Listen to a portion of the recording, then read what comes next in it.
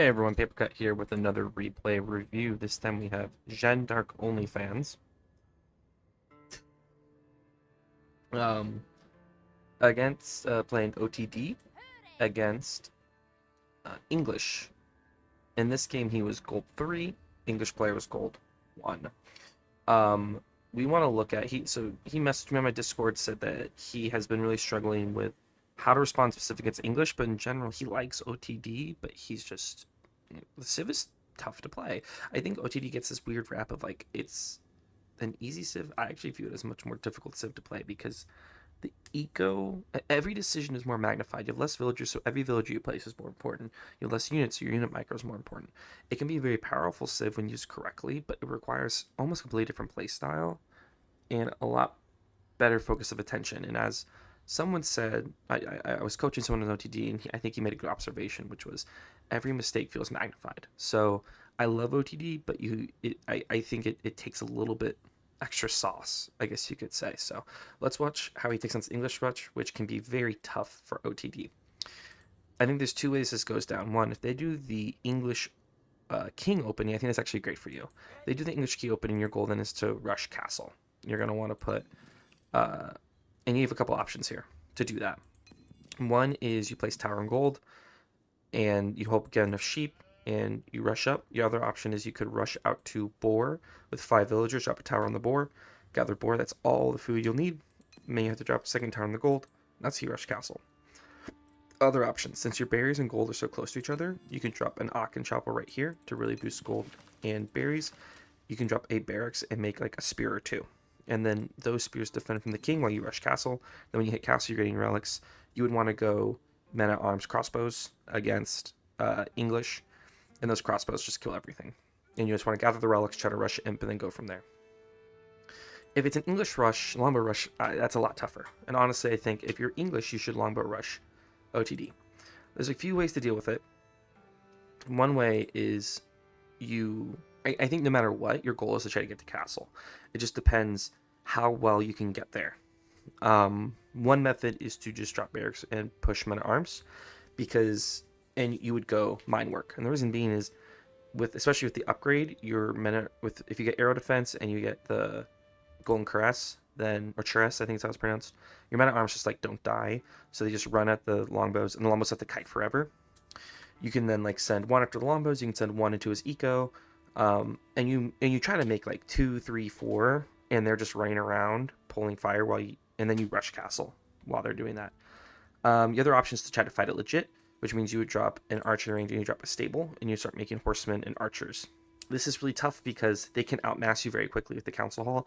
Just so many longbows. You can't make enough archers. You make horsemen to cut off their archer reinforcements, and you try to just take a good fight. If they do council, it's hard to rush castle just straight up because you have to drop 2 towers, and even then, if they drop a ram and go, it's very hard to defend as they just mass units so very quickly. So, this is admittedly, I think, a tough matchup. Archers and horsemen are good. The goal is once again to use the horsemen to raid reinforcements, raid his eco, push him back, and then try to rush castle. Horsemen are so important to that strategy, though. It's not just trying to take a fight with them. It's about constantly raiding to pull them away and to slow them down so that you have space to try to rush castle. Maybe sneak out to, you can sneak out to this gold or sneak down to this gold and try to get there before he punishes you. Let's see how you play it. 2 Scout. I am not a huge fan of 2 Scout. I know in this case you're thinking, man, I could really use all the sheep possible. Sure. Go to horseman, go to scout. My issue is that it means 1 less worker. And every one of your workers is so important. It slows your feudal, and then hypothetically slows your castle, and you have to decide if it's worth the extra sheep. And if you're going to get extra sheep, so for example, you sent your scout over here and over here. I would have rather he does the opposite of this one. So if your scout's going down here, the second scout should have gone up here and cleared this and come back, while this scout takes as close to the opponent's base as possible and circles back and takes this whole side. So your idea would be you get 3/4 of the map. You get this side, and you get all of this, especially because you saw his scout bend off this way. So that's your chance to get 3/4 of the map. That's the majority of the sheep, and then it would have potentially been worth it. You having them go the same side immediately reduces the amount of potential sheep you can have because you get this, and then he's going to be able to potentially dip down get all of this. So in the end, you could have just got that with 1 scout.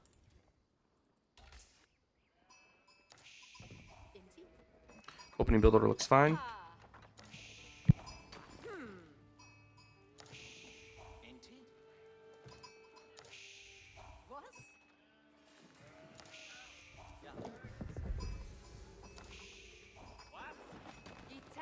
I'm going stone. You're going 2 TC. I am not a huge fan of 2 TC against English. First of all, as you're dropping the second TC, you've just invested 750 resources in the TC, plus the resources your villagers aren't gathering while they're dropping it. While he's just going to invest pure into units, it's going to be very hard for that TC to pay off. Or for you to even keep it alive. Because if you're going to face pressure and want to put it close, you're not securing a lot of resources. I mean, you could put it here, but then he's just drop rooms and push it. And I don't know how you defend that. I think against a longbow rush especially, you just can't go to a TC. It could potentially work against night opening, but you just have to be so wary that the council hall openings company, especially at your level, where the council hall opening is a lot more popular. But this is already where like anytime I've tried to TC against English Rush, I struggle. I've seen top players pull it off for many different civs, but it requires a very high level defense where I think you're just kind of holding yourself back. At least to your detriment, I think it's better just to go units and try to get the castle against this.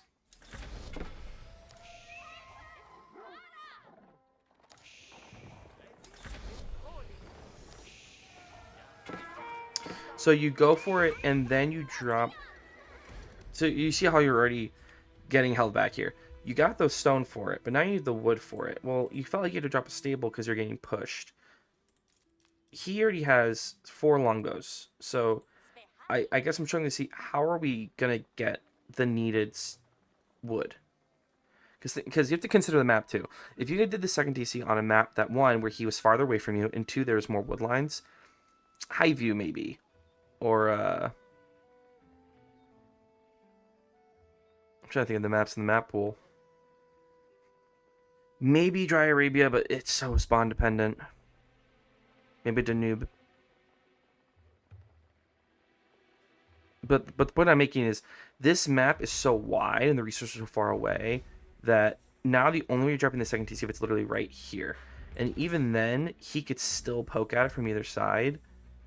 It would have been nice if you got it like here, but then you have to do a bunch of like here could work because of the wood lines. The wood lines here are really, really nice, but you needed to kind of pre-plan that and sneak villagers out and already wall it. And then you could put it back here. This would be amazing actually right here. But if he catches that, you're dead. And right now, he's going to be watching for it. He knows you're trying to place a second TC. He's going to be hunting where the second TC is going. You can't attack that yet. So that worked, but you lost a horseman that you didn't need to lose. If you'd just been patient and waited for 2 horsemen to get out, you easily wiped that. Easily wiped that. So what's he doing? So he slowed unit production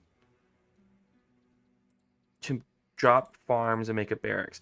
So in this case, you're okay. Now your position's flipped. You're in a great spot now. All of a sudden, you can now get the wood, drop the TC, and you can drop it aggressively too.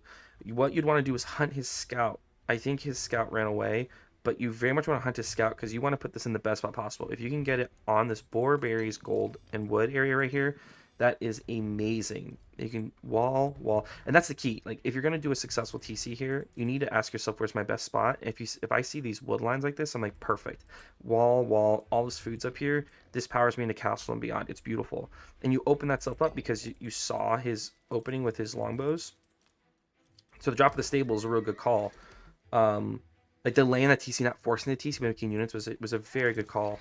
I would go pressure him now. Pressure. Okay, then you see the good. So it would have been a horrible idea for you to run back at this point. I like that you're not going to circle because now he's forced to follow you. Like the power of having horsemen this close to the base is that he can't leave. He has to stick around and defend.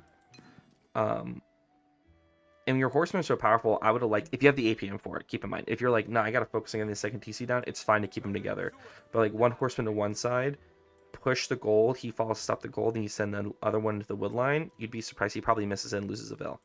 Now, if you don't have the APM to do that, you end up just losing a horseman because you can't micro it back. Don't do that. But that's an option to you. Don't run back. No, no, no, no, no. Just run to the opposite side. Run to the opposite side. Keep raiding. Perfect TC spot. Chef's kiss. Perfect TC spot. At this point, I think you either rush castle or you play it out.